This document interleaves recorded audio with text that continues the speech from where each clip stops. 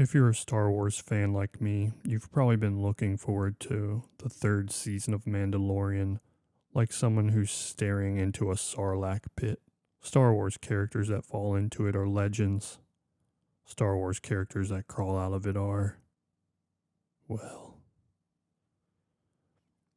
As I anxiously awaited in front of my laptop for midnight to arrive and dive into the new season, a few more terrifying thoughts crept up on me. Like clone Palpatine's gnarled fingers, touching an innocent Force user for the first time. Would this season be able to keep up the excitement and novelty of a new weekly quest? The show basically fulfilled its destiny at the end of the last season. Why was there a third season at all? And most importantly, would I ever see Baby Yoda again?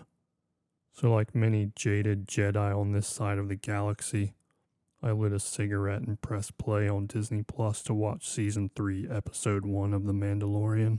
The Mandalorian opens with the blacksmith and an armor ritual. It's ominous, foreboding. She creates a Hasbro helmet. Seriously, they're going to give that to someone? Whoever's getting this helmet, the tribe definitely wants to die. It's for this gothy looking Mando Kylo Ren, so I fully understand why he's getting a cheap helmet. As he recites his vows, my eyelids start to lower, despite the buzz from the nicotine. To be honest, at this point in my life, I wouldn't mind being a headline of a person that burns a cheap apartment complex to the ground because I fell asleep watching a Disney product. As long as no one else is hurt, of course. My heart slams as the bright glow of the blaster fire splashes across my face from my laptop.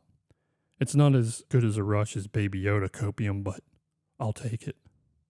These Mandos are really Mandoing. They shoot Godzilla Yurtle with blasters, they smash bombs on his shell, and they shoot their hooks in him, all to no avail.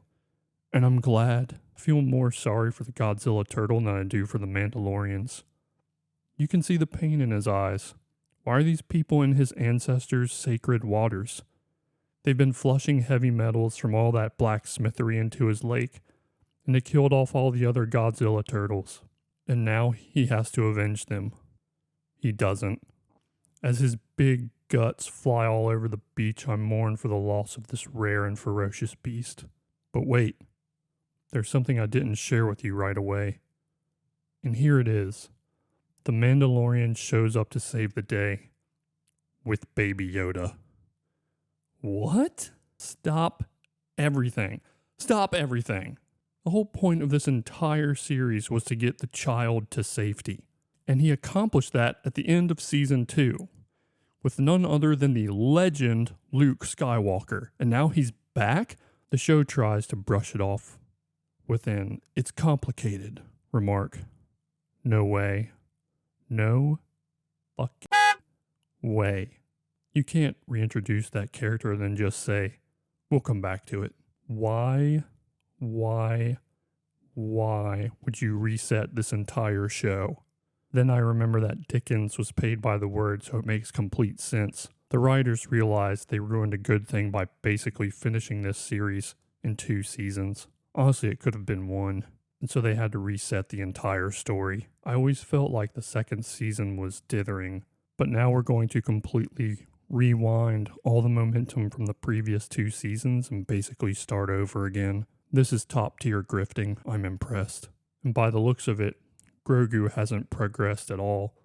He's neither stronger nor weaker, but he's still as cute and cuddly as ever. So another reset because no one at Disney is up to the challenge of writing a new relationship between one of the greatest Jedi and another prodigy. Where is the series about Luke's modern adventures? That would give me great joy. But for now, all I have is this cigarette and some Baby Yoda copium. After saving the entire clan, the Mandalorian is rewarded with a scolding. He's no longer Mandalorian. Oddly, he doesn't seem fazed at all. He responds so quickly and nonchalantly that I almost didn't realize he was just now thrown out from his clan. Our hero says in order to be redeemed, he can go to the planet Mandalore and bathe in the living waters, and then he shall be redeemed. Honestly, the stakes feel low here. When he removed his helmet, It was a powerful character growth, like he was doing anything to save the child.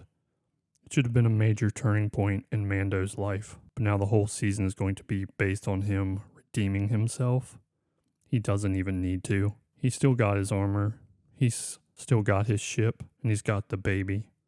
He's got it all. Look at the baby. So cute. So cuddly.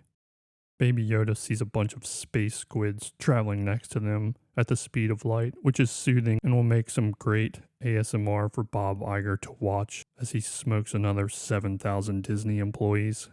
I wonder if they'll watch Mandalorian Season 3 to cope. There's a strange tranquility that comes with traveling at the speed of light that you don't get when watching an Amaranth ASMR stream. He snuggles up with Mando to pump us up with some much needed copium. We will also make a nice heading for the next shareholder newsletter about Disney Plus subscription numbers. So cute. So cuddly. Mando arrives in Navarro and the plot really slows down to make sure it doesn't run out of time before the mandatory 30 minutes are up. There's only so much time they can fill with credits. My cigarette's all I've got to get me through the next few minutes. I'm hoping there's some more copium soon. The gentrified Navarro looks like they are walking through a Disney theme park. If you were getting tired of Baby Yoda copium, the Navarro Disney theme park offers a few new yet familiar varieties in the flavor of Salacious Crumb. Man, I'd hate to have to clean under that tree. And bleached 3PO, who maybe was sitting under the tree of Salacious Crumb lizard monkeys when they all decided to defecate on him at once. And we see a statue of the nurse bot. I wonder if Bob Chapek will get one of these in the parks. But I also thought there would be nothing left of the nurse bot. After all, it blew itself up to save everyone else and took out like a whole platoon of stormtroopers.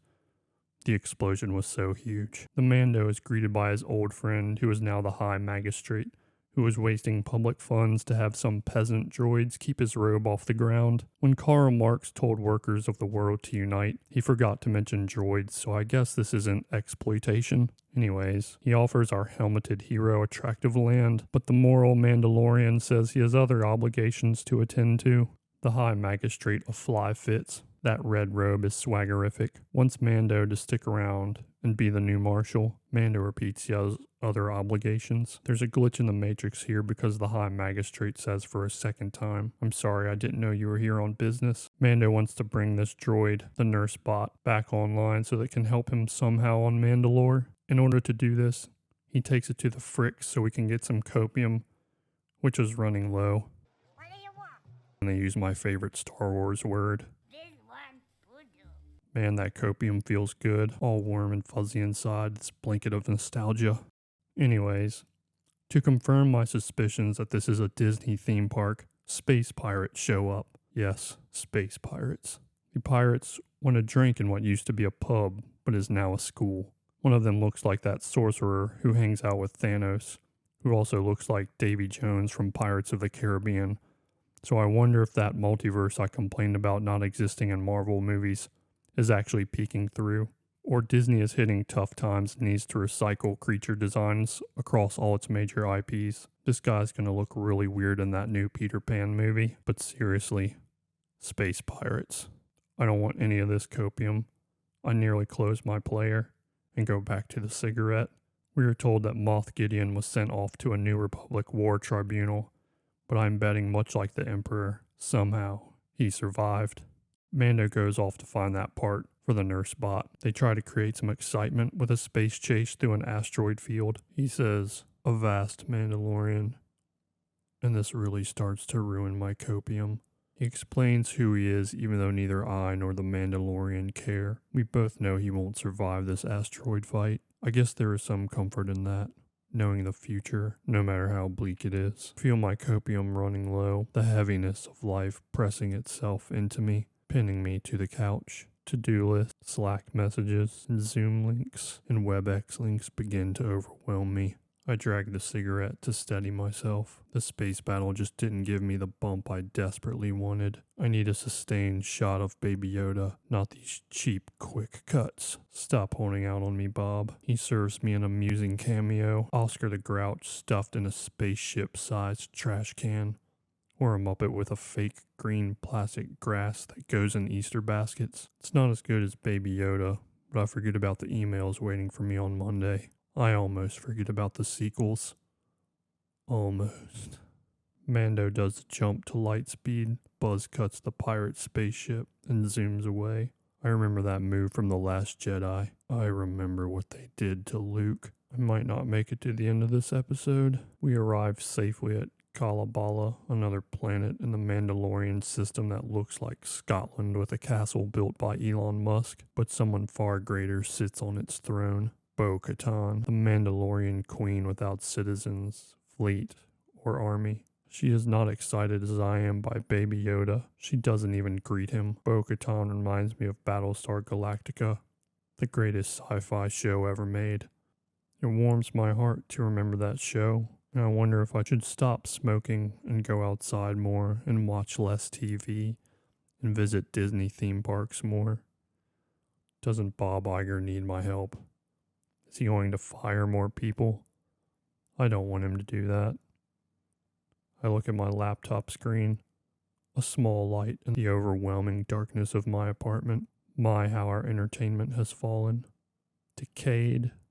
As the memory of Battlestar Galactica fades and Bo-Katan disparages Mando about his foolish cult and their ridiculous myths, I realize I need Baby Yoda now more than ever.